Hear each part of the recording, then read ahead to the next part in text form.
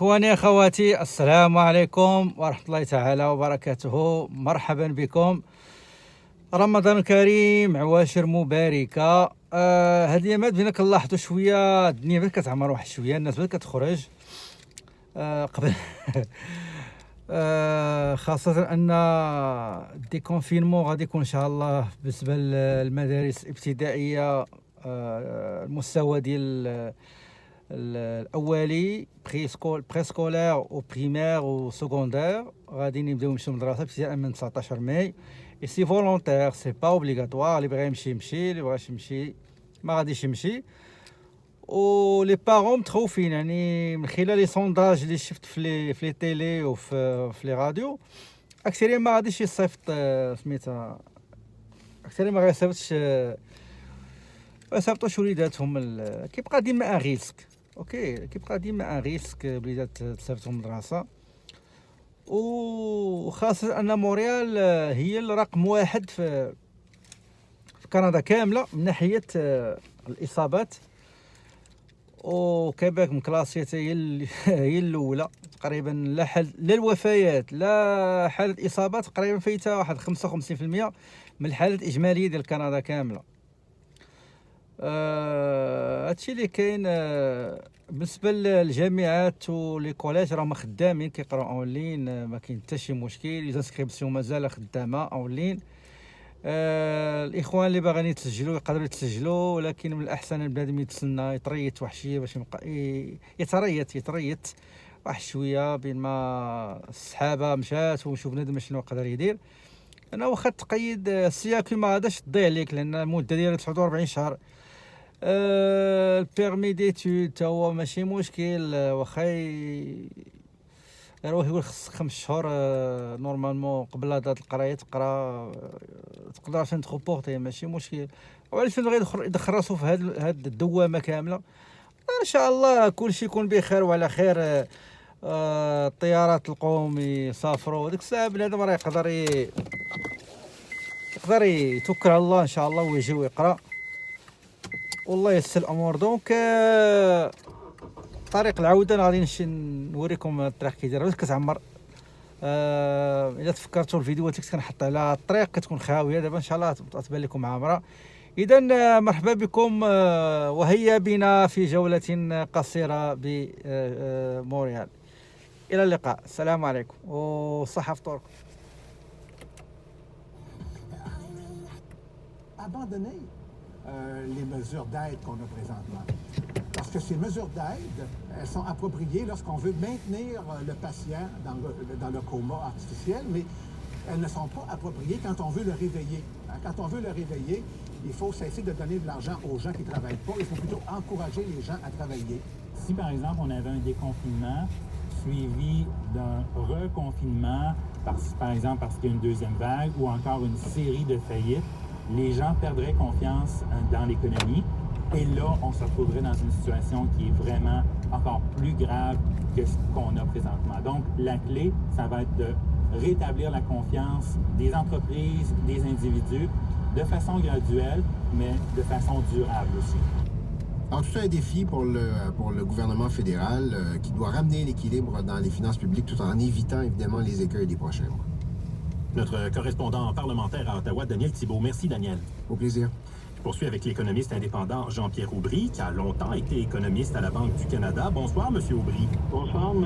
Bernatchez. Habituellement, à cette période-ci de l'année, février, mars, avril, on se retrouvait, vous et moi, dans un huis clos à Ottawa pour analyser le budget fédéral. Là, c'est très différent. Vous êtes confinés chez vous dans l'Est ontarien en ce moment. C'est ça, à Ottawa même. Et nous n'avons toujours pas de budget, mais nous avons des scénarios dont Daniel Thibault vient de nous parler. Un regard général de votre part, tout d'abord. Comment vous situez-vous par rapport à l'analyse que fait le directeur parlementaire du budget, voulant qu'Ottawa a agi comme il se devait de le faire, que le Canada pouvait se le permettre? Oui, le gouvernement fédéral avec un...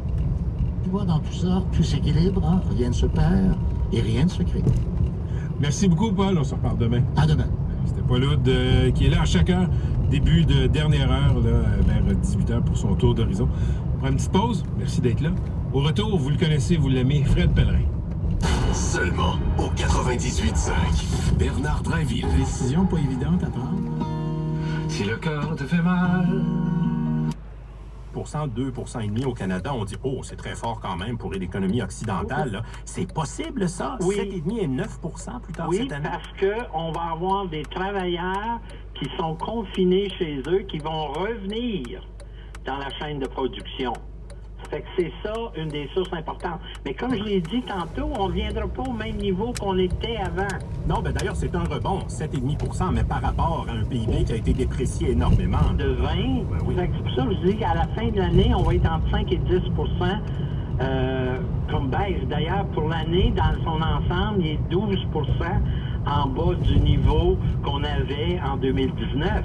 Vous avez été longtemps à la Banque du Canada. Vous avez observé de près les gouvernements agir lors de récessions, quand on s'en sortait, quand on devait ramener les finances un peu dans l'ordre. Moi, il y a des gens qui me disent craindre que les gouvernements n'aient à augmenter les taxes et les impôts par la suite, ou que l'on se dirige dans 2-3 ans peut-être vers une longue période d'austérité. Ça les inquiète. Qu'est-ce que vous en dites, vous? Comment vous voyez ça? Moi, je pense que ces genres d'épisodes-là, qui j'espère vont arriver une fois aux 50 ans ou aux 100 ans, ce qu'on fait, c'est qu'on se fait un plan à long terme pour rétablir un ratio de dette au PIB plus bas, plus gérable, et qui nous donne une marge au cas où on aurait d'autres pépins dans le futur. De sorte que c'est fort possible de se définir une façon de réduire le ratio de la dette graduellement pendant 10, 15, 20 ans. On prend le cas après les conflits mondiaux, les guerres. On a réduit la dette. Entre autres, la croissance a réduit la dette en importance.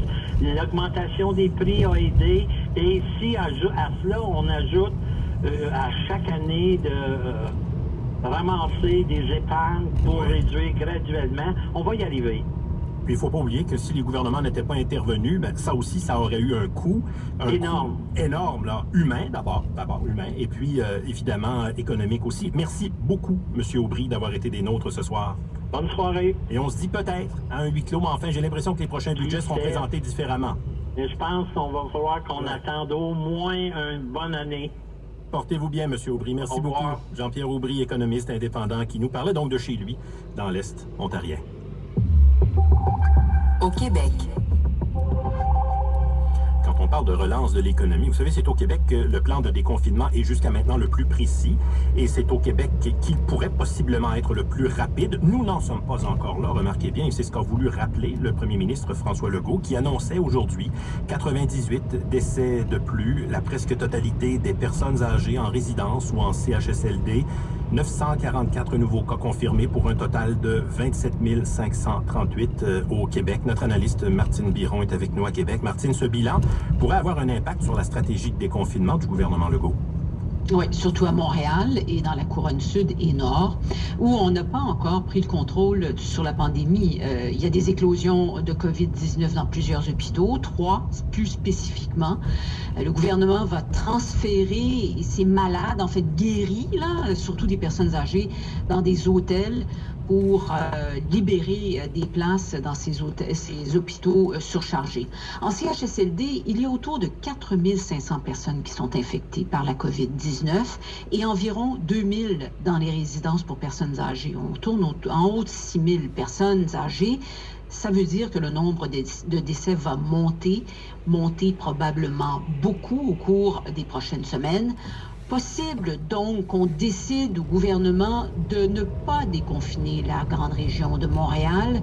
Les commerces doivent ouvrir le 11 mai, les écoles le 19 mai.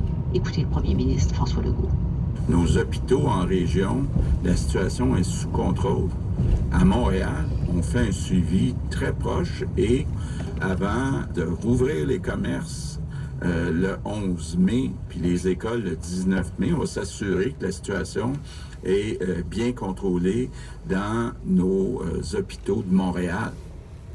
Il y a la question aussi du personnel dans les CHSLD qui est toujours problématique.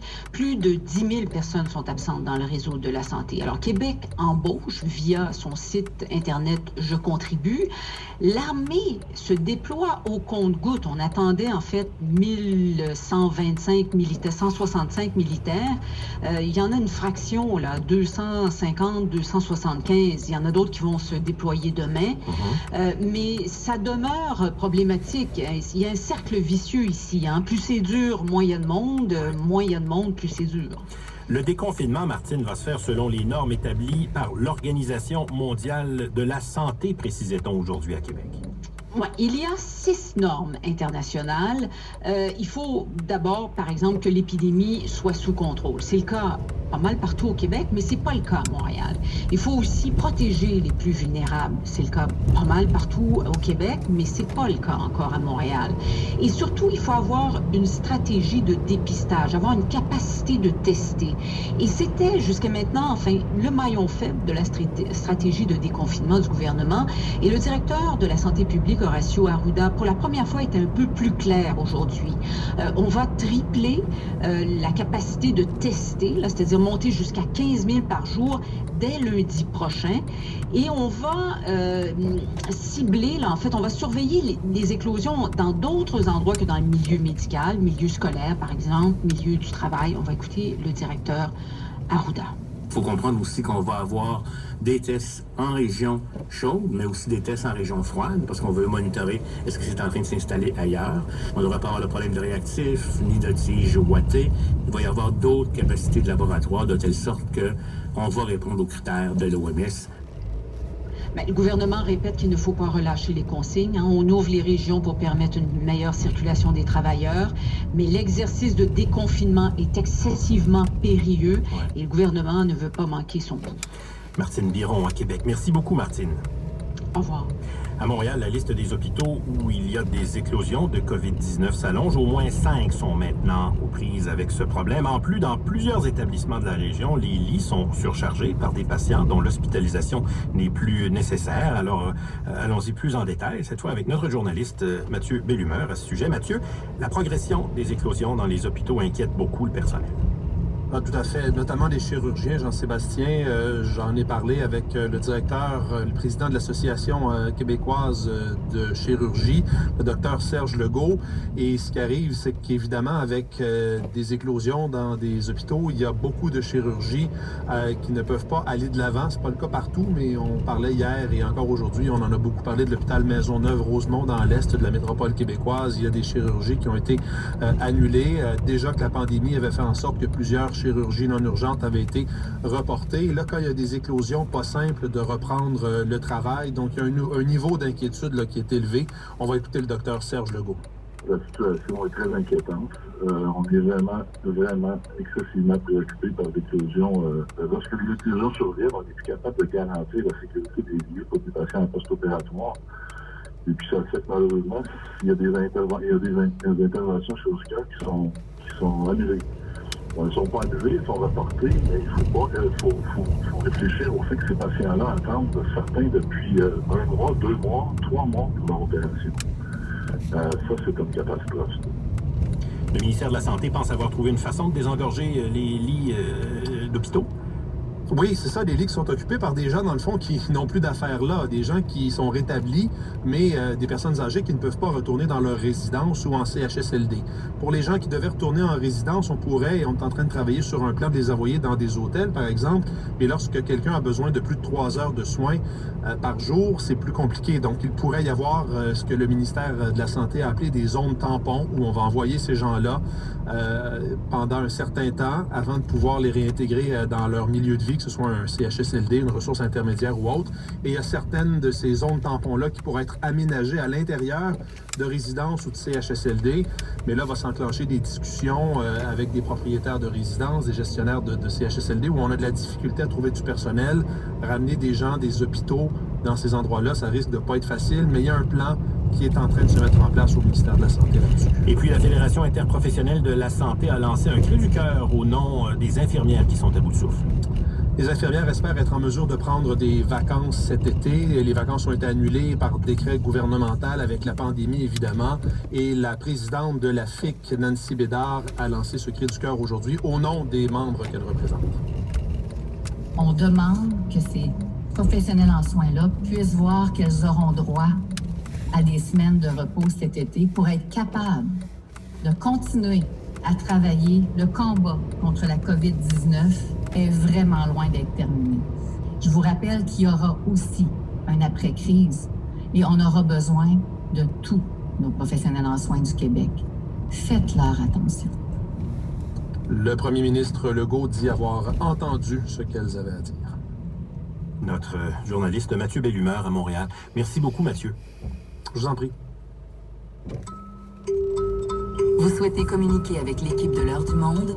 Écrivez-nous heure-du-monde@radio-canada.ca.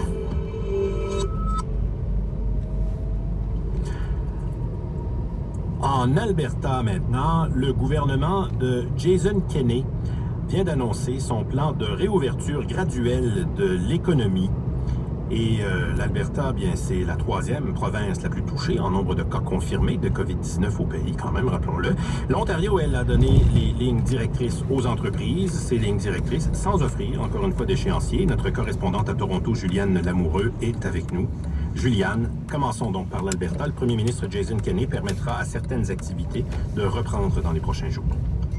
Oui, les chirurgies non essentielles vont pouvoir reprendre lundi. Les dentistes, les physiothérapeutes, les travailleurs sociaux, d'autres professionnels de la santé pourront aussi recommencer, Jean-Sébastien, à offrir leurs services en suivant certaines directives. Et ça fait partie, si vous voulez, de la phase de préparation.